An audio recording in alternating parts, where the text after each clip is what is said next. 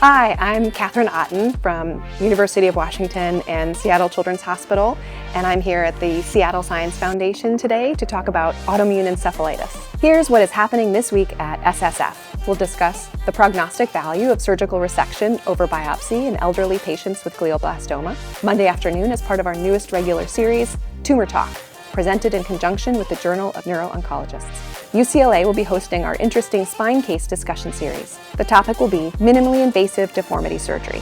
Dr. Andreas Rabe from the University of Bern, Switzerland, will be our guest Wednesday morning at our cerebrovascular Q&A series. He will address changes in the management of unruptured intracranial aneurysms. And please mark your calendar for August 24th, when we will host our 9th annual Spinal Deformity Symposium. This course is designed to focus on the surgical treatment of adult spinal deformity, address guidelines and controversies in the field, as well as provide opportunities to practice new surgical advances and techniques in the hands-on cadaver lab. As always, you can register for any of our courses at ssfcme.org. And thank you for supporting the Seattle Science Foundation.